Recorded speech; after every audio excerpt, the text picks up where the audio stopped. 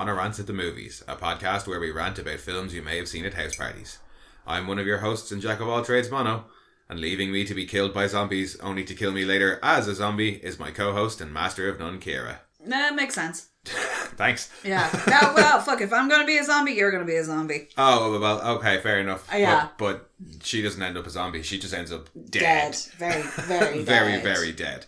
And can't be a zombie because that's the whole thing. But yes, 28 weeks later. Yeah. What with all the talk of 28 years later around... Or was it 28 months? Or is it 28 years? No, they're doing 28 years. Oh, it's 28 years. Originally there was talk of 28 months later after this came out, but that never materialised. And now they've decided to do 28 years later. So yeah, we were like, hey, let's go back and watch 28 weeks. Yeah.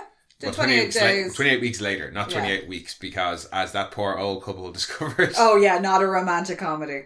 Yeah. Can we get a refund? We were expecting a rom-com. Well, at least you'd know fairly sharpish that it wasn't the right movie. Yeah, this rom-com is awful dark and in a dingy farmhouse.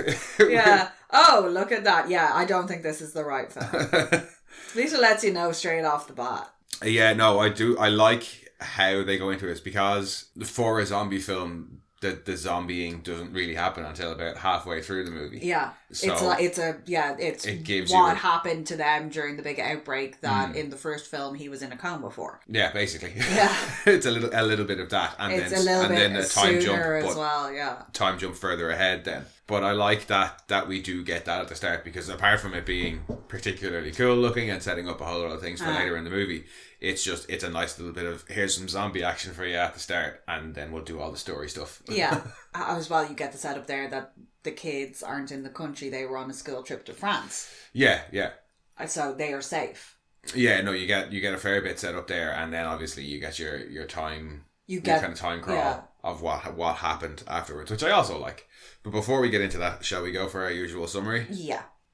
28 weeks after the rage virus ravaged England, it's run its course and all the zombies have died off. A NATO-led force tasked with repopulating London is running smoothly until a survivor shows up who's immune but a carrier, causing a new outbreak. As everything goes to hell, a soldier and a medic must rescue 2 children who may also be immune. Yeah, because they got the weird eyes. Yeah, I do like the eye thing as a kind of through line throughout. Oh, to yeah, show here's bilateral what is it called? Heterochromia? Heterochromia, yeah. Well, no, but just that it's set up at the start before anything even hinting at immunity is there that, oh, hey, look, this kid has the same genetic thing as his mother has. Yeah. So then that when you find his mother later on, you're already primed to think, maybe he also has it, like. Yeah. And obviously you've got that shot where they have the two halves of the halves of each eye and it's split like hers later on. That is some excellent eye makeup on Alice later on when she comes back into the compound. With the little like bloodshot bits in it. Yeah, the contacts that they use on her are I'd say really uncomfortable. But back to that opening scene, it does set up an awful lot with them talking about the kids. They're a married couple with kids, but the kids are away. Yeah. And these are other people that they've come across that are all surviving. I think it's the older couple. It's their house. You find out later on. Yeah. They have a contingency plan for escape. Yeah. You know, they have that all set up. It's a beautiful farmhouse. It's the same farmhouse from Children of Men. Yeah, because I'm pretty sure it's been in a few other things. It's a beautiful house. Well, we were saying that there was we kept noticing similarities between this and Children of Men. Then after noticing after seeing about the farmhouse, because it was like what were the other things? There was the fire bombing at the end. Yeah, there's somebody getting set on fire. Yeah. Yeah, there's a man on fire. That's a long burn too. Yeah, well, it's like, oh, look, let's just firebomb the place because that's what they do to Bexhill at the end. Yeah, there's the fact that the kids are the most important thing for the survival. Yeah. And there was something else as well. I can't remember what it was. It'll probably come to me as we go through. But yeah, no, I do. I really like that opening scene for it kind of setting that up. And also even just the fact that the conversation is there about the kids lets you know, all right, this one's going to be a little bit more family oriented. Yeah. And it is very much about the various parts of that family trying to stay together. Yeah, because the kids are on their own. They don't know what's going on. No. So you've got the mom and dad trying to survive and they've met this other group of survivors. One of them, you find out, has left. Yeah. And they're being quite mean. Not mean to her, but one of them has gone to the point where he's like, look, if he's coming back, he ain't coming back as a zombie. Yeah, he ain't coming back the same. And then you get the kid arriving at the door. Yeah. And you're like, this poor little bastard's after fucking booting it across half the countryside. Yeah. And they were like, oh, who's after, and he's like, oh, my mom. Because he's from what, Sand? He says he's from Sandford, which is... from Hot Fuzz. Yeah, it's from Hot Fuzz. Still trying to catch them swans. And your favourite. Because, the whole thing in Shaun of the Dead was that they kind of make fun of the rage virus. And there's a gag about the rage virus. Yeah. I think in one of the newscasts during Shaun of the Dead. So I think it was them kind of, not firing back, but being like, hey, we can also reference your movie too. Yeah, well, Shaun of the Dead is a love letter to zombie movies. Fantastic film, and probably one we'll eventually do as well. That and Hot Fuzz. Hot Fuzz is great. Yeah. But then, of course, the best bit of that opening scene. Oh, your one getting dragged while she's looking out through the boards, and then you just get the eyes going, bleh! Oh, no. I love that. I love that. That was like the first, you're like, oh, okay, I'm getting into it. I know there's supposed to be zombies, and that one does give you the jump scare that you need to set off the chain of events. Zombies are shot in a fairly frantic way in the first one. But in this... they have more purpose behind what they're doing seems to be more deliberate, but just the way they're shot seems to be even more frantic. It's very hard to see what's going on. There's a lot of shaking of that Steadicam. No, but I kind of like it because, like, when he's attacking them with the crowbar, it's kind of hard to see what he's doing, but not in an annoying way, in that same kind of... It's trying to... the ambiguity of the in the house in a heartbeat scene in the first film where he's moving his way through the house and you don't know if he's turned or not. But while that's shot completely differently, this has a similar effect and especially later on in the film, you're never really sure who's infected or not because it's a lot of wide shots when you can't see what's going on, or crowds, it's close up frenzy, and flashing lights and stuff. And I just like it. Like it's a more kind of there are one or frantic. Two editing and transitional shots in this that really pull you out of it. Two in particular. That really bother me. There's one in the scene where the kids are going across London. That's the more egregious one I find. I really like that scene because that really reminds me of them driving up the motorway. Yeah, it's that very serene and they're having fun and you have a little bit of peril at the start when she's getting the keys.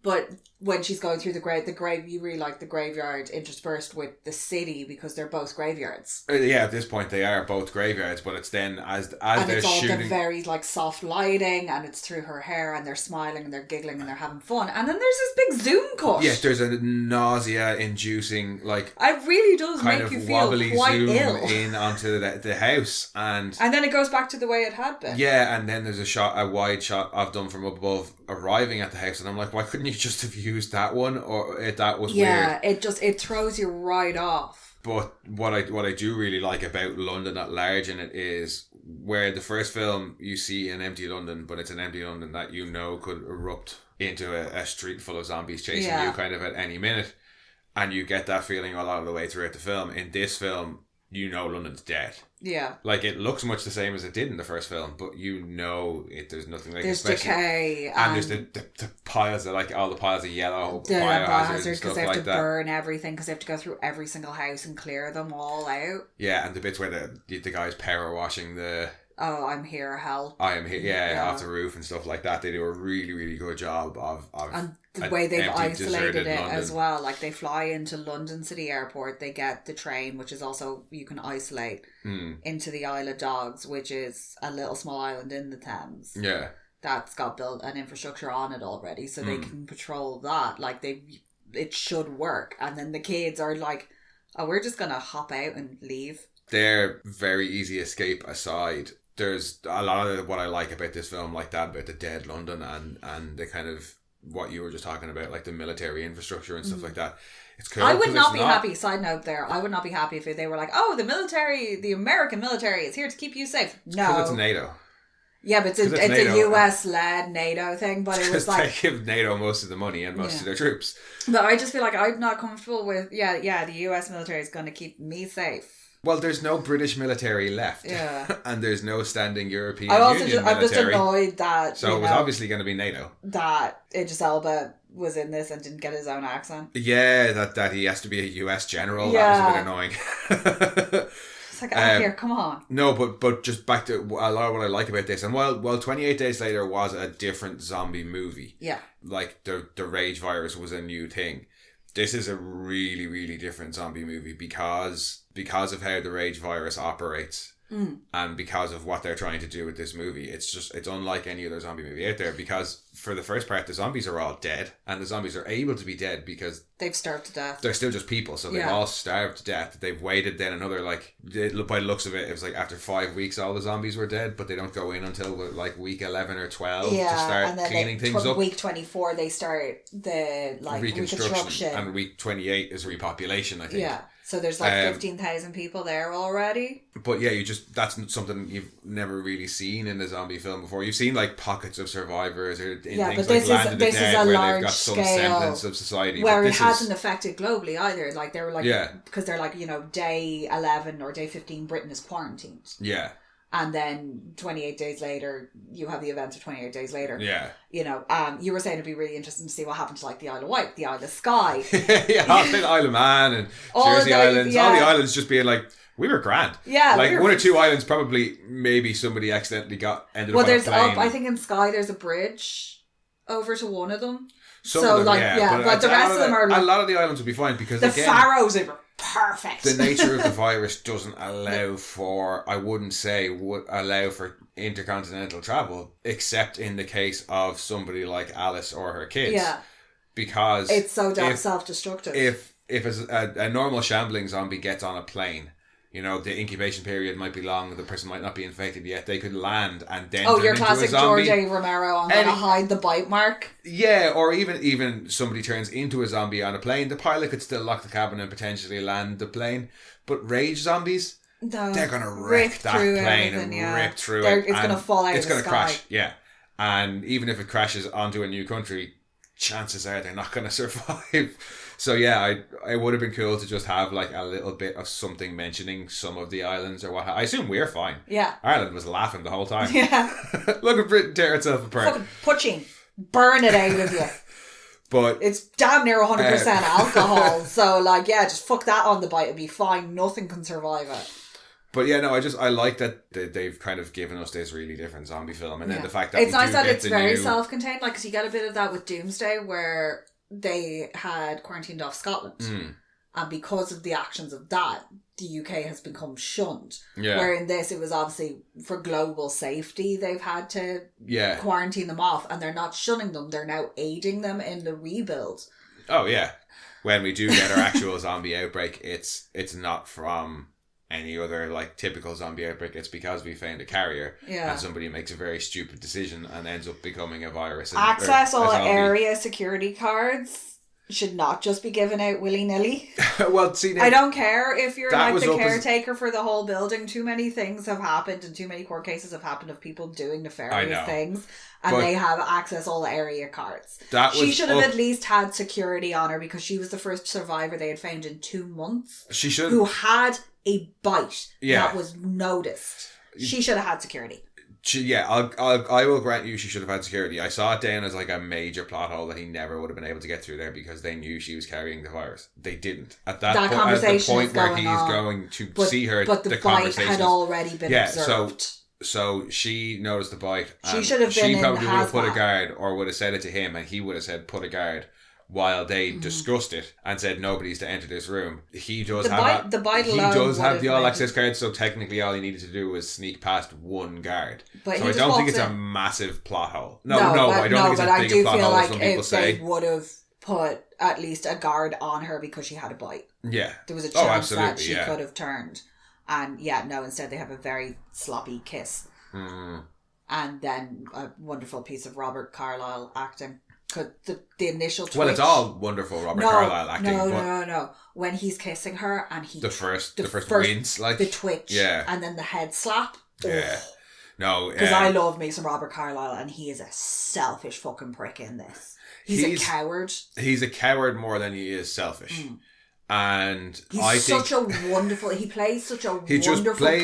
He plays bastards so well. and pricks and cowards and psychos so well that I think we're just predisposed to seeing him. But he does it so well. But I know he does. That's the point, is that I actually remembered him being worse in this. Like at the start when he leaves her, he's not like he realizes that she's gone upstairs and stepped to the escape zone, and he goes to try and get her. He tries to stop her from getting the kid because he thinks it'll get her killed, and then it's only really when a zombie comes between him and them that he doesn't have a weapon now, but he had the fucking door. No, but I remembered it being a lot worse than it actually was. He didn't have to lock that door. No, he didn't. That I was like, and then boots it, and then when he gets in the boat, and your man's not in the boat yet. I know he's kicking off, but like, your man pushes the boat off, but we don't care about him because he was mean. He was mean to that poor girl. And then you got that little old lady killed because he couldn't pull her up properly. That's kind of her own fault because she won't go because George keeps telling her to go and she won't. And then George gets attacked by the zombies and she's like trying to help him instead of running. And then by the time she is running, it's too late. He is trying to pull her up and then other zombies pull her away and he's like, yep, see ya. Bye. That shot of him running for the boat though. Oh, with the overhead, and they're just all coming down over the hill. When they all crest over the hill, and you're like, oh, there's so many more of them. Oh, to the king! You're fucked. And the noises they make as well. And it's not just people like running full tilt down a hill. They are chasing. That you can see there's a difference in their body language. It's chasing. There's a bit when when Don realizes that the rest of them have just come up over the hill.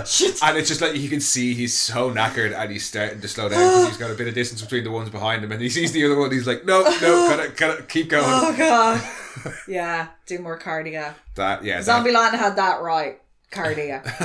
Yes. Fucking cardio, because that's it. I'd be dead. Like, I only run if I'm chased in the best of circumstances. Like, nah, I'm climbing a tree. To be fair, I can climb pretty well, so that's where I'm going. So can they, though. Ah, shit. Yeah. Those ones can climb pretty well. Yeah, I can also fly them really well, too, so... All the zombies are in the tree, I'll fall out.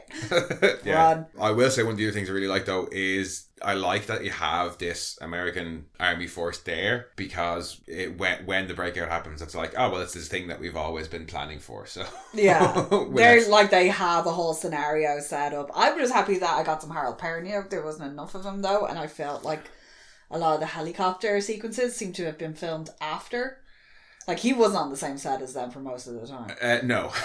It is one of the great death sequences, though, when the helicopter just like lawnmowers all of them. That's fantastic, and his inclusion is worth it for that bit alone. No, I think you get just enough from him. Yeah, he's there. He's a family man who doesn't want to be there, but he's really good mates with Doyle, and he's willing to kind of risk certain things for Doyle. Yeah, but not everything because he still wants to go home to his family. He doesn't want to get court-martialed, and I think he's there.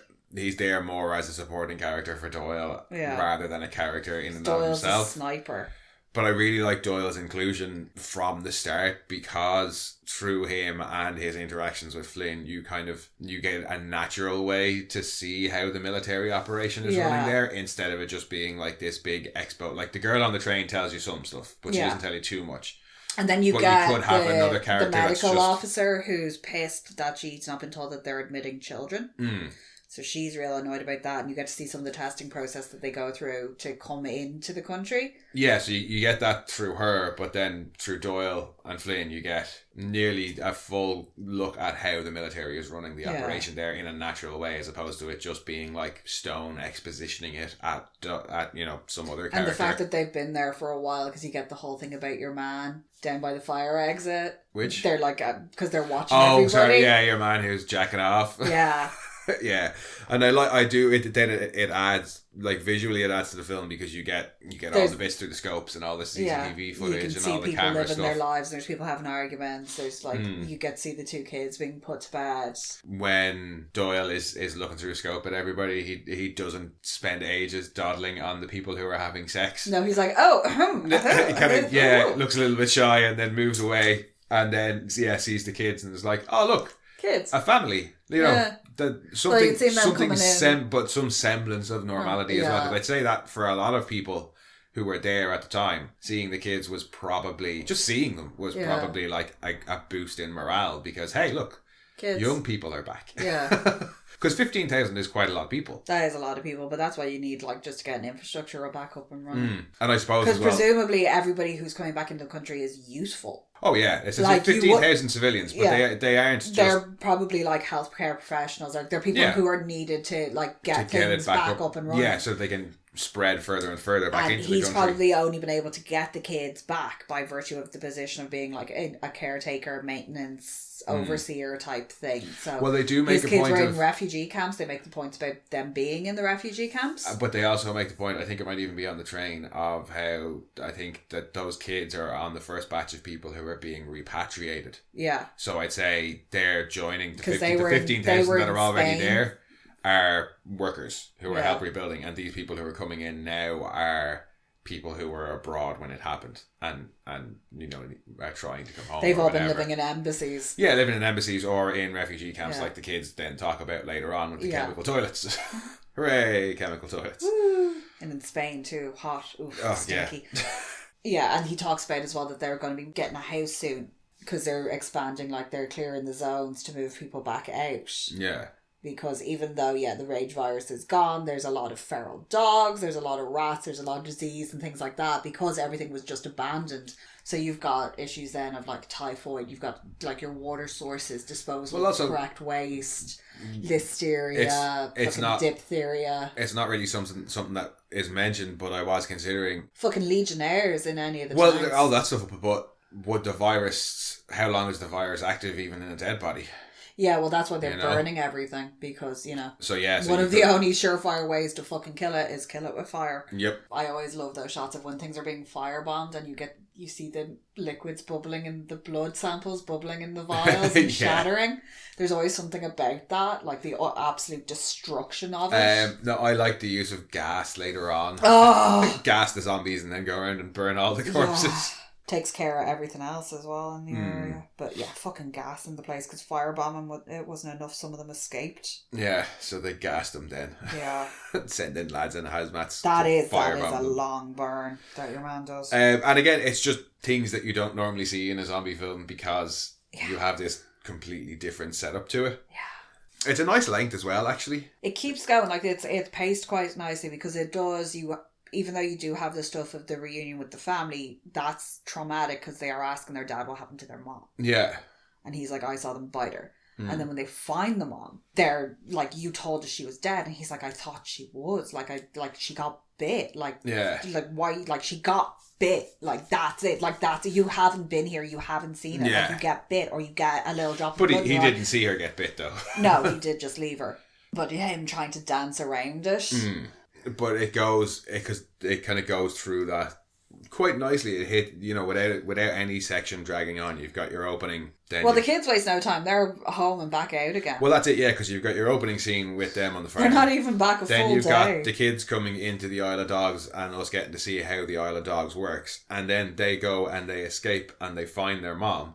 Yeah. That's not why they escape, but they end up finding their mom. Yeah, they go to get a picture. It's all the stuff around the mom and how did she survive and she might be immune. Yeah. And then very swiftly moves on to the outbreak. Yeah. After that. And then from the outbreak, it's kind of halfway through the film. Across London to get to Wembley. Well, it's them splitting up in, getting split apart and then kind of regrouping, and then when they regroup it's time to escape into London, and then you're in greater London trying to get to the helicopter, and then one location for the helicopter and then another location for the helicopter because he's being a bitch and won't take you on. I don't want to take all those people.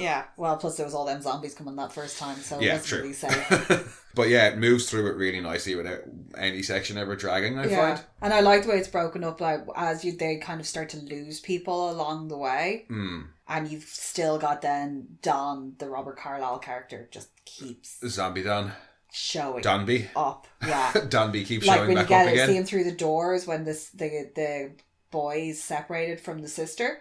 And they're down, they've herded them all down, they switch off the lights without telling them, and everybody panics and you can see them through the doors. Yeah. And he bursts in and you think you've gotten him, but it's somebody else. Oh yeah, you think you do very much think he's gotten the kid, but it's somebody else. It's just so panicked, and he manages to get out of that. And then when you see the firebombing and you can see the wonderful profile shot of him as everyone else is on fire. How he gets out of that as well is very reminiscent of, is it Mark in the first film? You know, the guy who first finds Jim with Selena. Yeah. And they end up having to kill him off early on. But he's telling the story of going to like, I can't remember, King's Cross Station or something like that, and the virus ripping through the crowd and him having to climb over a bunch of people and get on top of a booth to escape it, and he gets separated from his sister and sees his dad get turned. Yeah. So I just liked a very similar scene there, like that got told to us in the first one. And we get to see it play out. She's put out the call as well across the radio to keep an eye out for this kid, because the snipers have now been told that,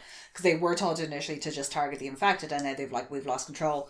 Target everybody, because we just don't know anymore. Yeah, well, and when you're watching you can see it that goes chaos, from okay, we've got some, to very quickly we need to contain this. Yeah, we can't risk this breaking out again, because when they're firing on them, you can't tell, and some people do just look like they're just getting shot as they're running, and the only ones that you can see that you would know for sure are infected are the ones who have stopped to like dogpile on somebody else, and they're like, and then by virtue of them all being shot and there's blood splatter, that's transferring it to more people. Like, they should have just knocked them all out. They should have just gassed the whole facility and knocked them all out to begin with. You would think actually that that would be a more efficient thing. Just gas, just have sedate them all. They needed a Krieger there to have some some sarin gas in the fucking ventilation system.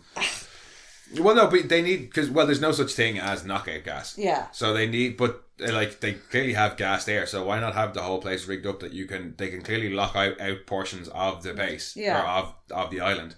So lock out portions gas mask protocol. Yeah. Gas them. Yeah. Because the gas is quite effective. Yeah. And then that way you can separate out the people that are infected without, arterial spray. Yeah, well, I mean, you're going to end up gassing some civilians, but at least you can contain it, because you've got them. Everybody, like say in the car park, or in that scene we were just talking about where the kid escapes, as it rips through that room, if they keep it locked and just gas that room, then everybody inside there is dead. Zombies and, unfortunately, actual people. But if containment is the issue, it's contained. You have, and this is so horrible, there are percentages you're allowed to lose. Oh, yeah. There absolutely is. If it's somewhere between losing 5% of the population and losing 100% of the population. And in something like that, that like in real life, that probably would have went down a lot harsher. They would have just been like, right, kill nearly everybody and let's get the fuck out of here. Yeah, no, they would have had that shit that the CDC has that sets the air on fire. But yes, but it's kind of necessary, obviously, for the film to happen as well. But I like that you've gotten this number of 15,000 as well, because if you miss that, you might be watching it going, where are all of these zombies coming from? No, there's potential for at least 10,000 of them. We'll give 5,000 for or a couple of hundred maybe escaping the firebombing. Yeah. Because that doesn't include in buildings and stuff, and obviously there's subway tunnels and sewer tunnels, and there's plenty of tunnels under London. We see some people escape, so zombies could also escape, and we see that they do. And Don does. But and I like that because Don. Because Donby has been chasing them throughout. Like you said, he shows up there, but he also shows up just after when Andy runs across to draw the sniper's fire. Yeah, he sees him there.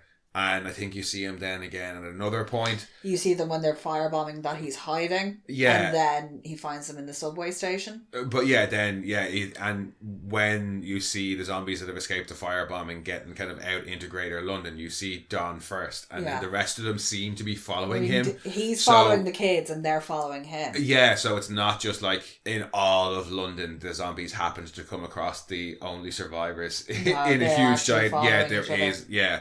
And again, it kind of tracks because Don just does seem to have this, he seems need to get family. Yeah, everything. His whole drive to this point is getting his family back, and he's gotten his wife back. And that was his last overriding emotion, was having just gotten her back. And probably wanting to protect it, but the rage virus is messing with that. So he gets there because when he finally gets them later on and attacks Andy, when he's still trying to hold off a little bit.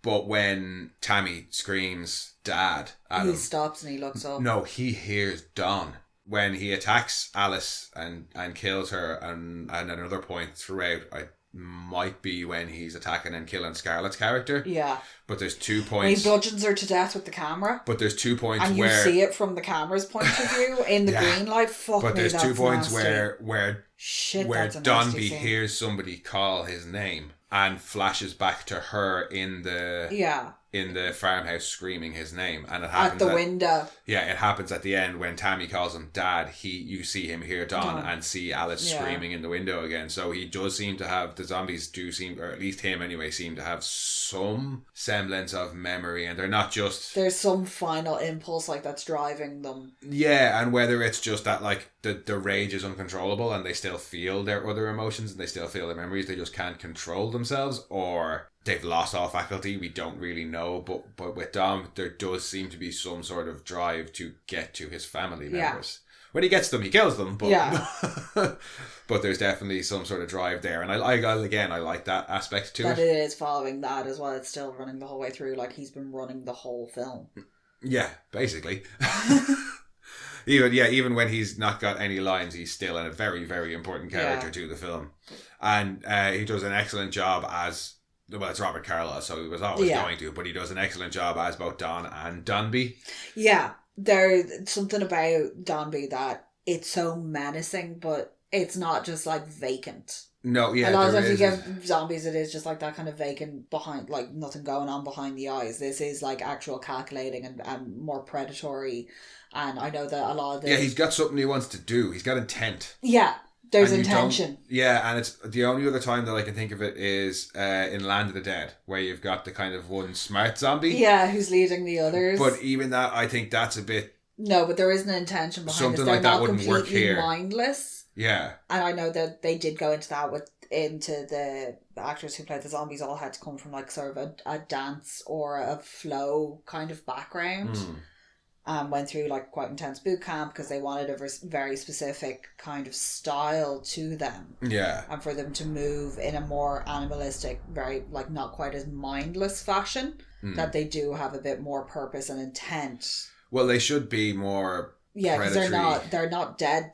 They're not like your classic guy died and came back to life. Yeah, like, no, they're just filled with rage. Yeah, and they will... but there is a purpose behind it almost. Like it's not just rage for the sake of rage. They get it across as well, because you do see biting and stuff like that, but you also see like in that the spitting. But in that breakout where all the snipers are shooting at people, you see like 3 or 4 zombies kind of dogpiling on one guy, and some of them are like stamping him and kicking him, and others are punching at him, and it's not your typical bite. It's just violence. It's just extreme violence. And speaking of, actually, Alice's death is very, very full on, very violent. It's kind of hard to watch. Now, it's not supposed to be an easy watch, but I'm like, the eye gouging was reserved for the worst of the worst in the last film, and they were giving it to... That was Eccleston's character got gouged, didn't he? No, it's not Eccleston's character. It's... it's the other one that's going after the kid. Rapey Joe, whatever it was called. But in this, it's like our most hard done by character, our most innocent character. That poor woman gets deserted by her husband at the start when all she's trying to do is save a kid. Survives for 6 months and makes her way back to London from wherever they were. Yeah. Gets strapped down to a bed for a day and then gets beaten to death. Well, and on top of a very, very uncomfortable shower, because I don't know about you, but her screaming while she's getting hosed off, that fucking hurts. Everything to do with Alice breaks my heart. Yeah, no, it is. Alice's story is not an easy one. She's not going to leave the kid at the start. No question about it. She's not going to leave that kid. That kid runs. She feels responsible for that child. Yeah. And then she gets left by the person who she thinks is going to be there for her. Yeah. Then clearly the kid doesn't survive. No. And then she flees for her fucking life. And when you see her, when they find her, that woman is a shell. Oh, yeah. Like, she is running on pure instinct. And, like, even when the kid's going, "You're hurting me," because she can't believe he's there and she's holding him so tight. Yeah, and when he tries to run away, she's like, "No, don't leave me." Absolutely hysterical about it. Like, don't leave me. And then to be fucking almost, like, brutalised. Yeah. Like... Poor Alice. Yeah. Poor Alice. Like, because that's the only way I can describe the way that she is shared, is it is almost like brutalising her. Like, it really is. We haven't much talked about Scarlett, actually. Scarlett's kind Rose of Byrne just Scarlett. there, unfortunately. Like, she's not really given... She is a medical professional, but they're not really paying attention to her. She's just kind of... They just want everything to keep going. Yeah, she doesn't have... Like, Rose Byrne's an excellent actress, but she doesn't have an awful lot to go on. Like, the character is kind of just... She's more of a plot driver. Like, they're not willing to give her the time of day because they just want to get the job done. But it is, I find it a bit, not tropey, but kind of verging on it, because military doctors always have a bit of a...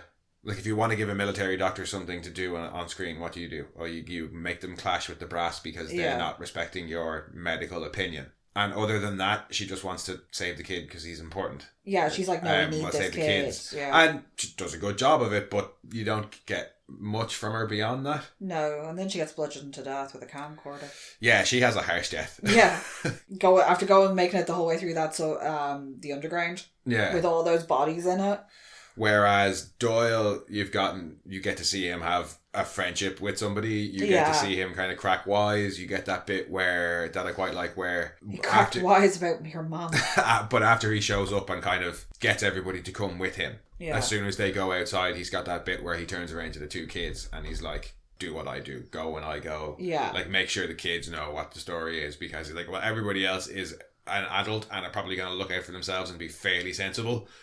Yeah. These kids have never been in a situation like this. I need to help them out. Like, so they But he also heard the whole thing about how you need to save that kid, and he kind of has. Well, that's not till later on. I think he kind of admires the kids as well, because especially after they break out so easily. Yeah, and after Sam, well, yeah, of course, they're the ones who. He's the one who spots them breaking them out, and I think he does kind of admire them a little bit. They're little troublemaker kids. Well, I had kind of forgotten that as well. Just in relation to him abandoning his post, because he gets Andy in his sights, and that's when he decides to stop shooting. And it's like, he was about to kill the kid that literally a few hours earlier he had sent Flynn out to rescue from dead London.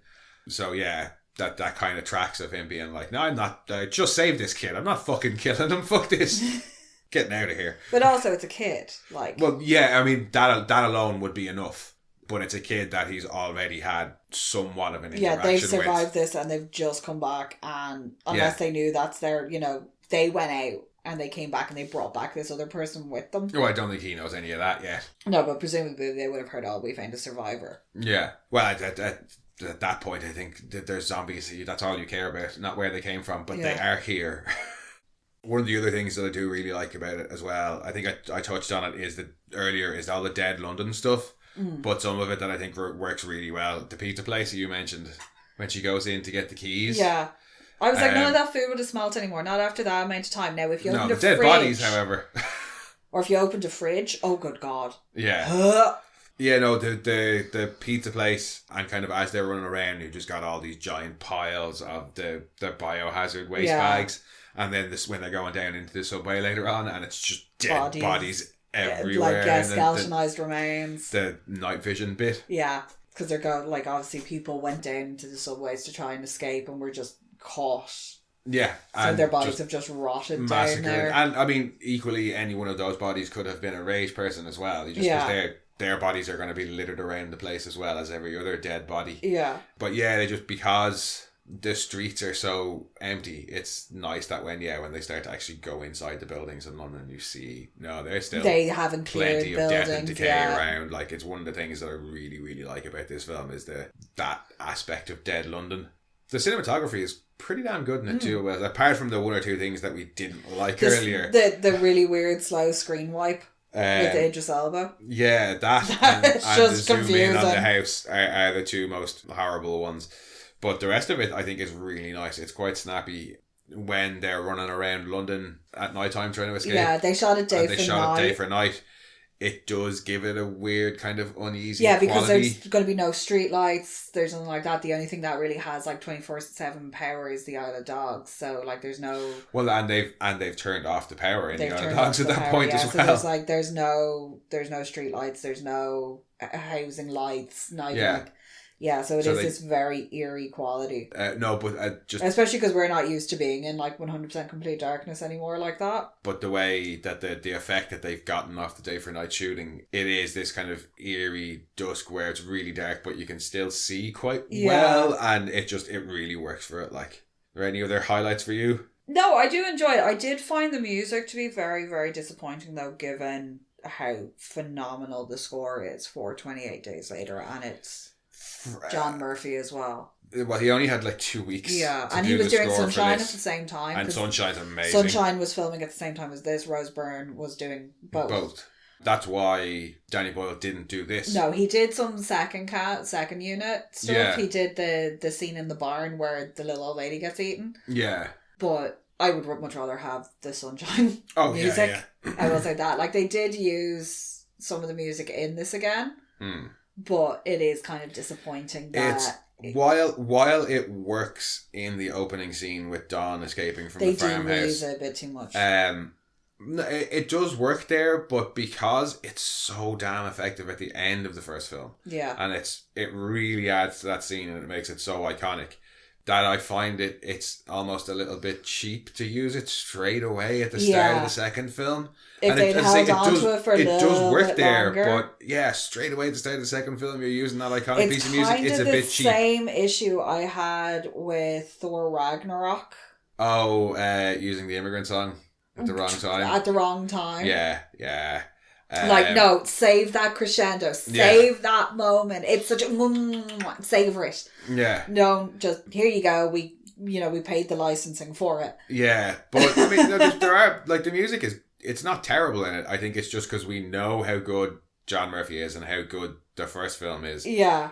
And they used exactly that bit of In a House in a Heartbeat. Yeah. Whereas the other music throughout it isn't just taken straight from the first film. Whereas as well, when you look at the first film, the music, there's quite an abundance of it. Like, the soundtrack is actually really, really good just to listen to on its own.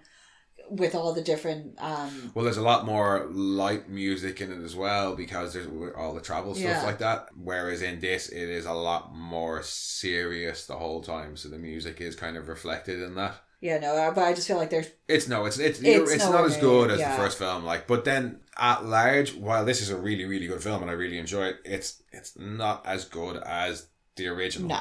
It's a worthy sequel, and it is a really, really good film. But I mean, to top 28 Days Later was going to be it was going to be hard. But I like the direction that they took it in, where you weren't somebody surviving, you were watching. The zombie going about its day almost. And I think that's why it works, because they went right. We're following up 28 Days Later. We need to do something different. It is very much in the world. Yeah, exactly. It's still without being the exact same. It's still in the same world, but it's a completely different story. It's a story about the family. It's a story about reconstruction and stuff like that. And it's a very different story in the same world. And I think that's why it works. It is a part of the zombies that you don't see, which is that there's hope at the end, and like things can get better. Except for the very end. Which they went back and actually they filmed that. That wasn't in the original script. And they were like, no, they was just going to end up with them like landing and you seeing the helicopter. And they were like, nah, give some zombies running through Paris. Running through Paris, please. So they guerrilla filmed that essentially. It was like a couple of the zombies went over with like 2 or 3 of the film crew. And just ran around and filmed some stuff. Yeah. Nice. Like early in the morning when it was quiet. Because obviously you got to get out onto that massive plaza in front of the Eiffel Tower before the tourists get there. But no, I like that they included that at the end. Apart from it being a bit of a tease for the second one, it would be very easy because... The channel's not that big. You brought somebody who's a carrier over. Yeah, all you have to do is sneeze on somebody. Yeah, it's very possible that COVID. An outbreak could happen like that. Very, very quickly. Because they were said, like she's a carrier, she's asymptomatic, but it's in saliva and bodily fluids. Yeah. All you have to do is sneeze in a public area. Yeah. And then, as we saw with Dombey, it just takes one person then to be an actual rage zombie, and the whole thing starts off again. Yeah. So, I'm interested to see, because this is so different from the first one. Yeah.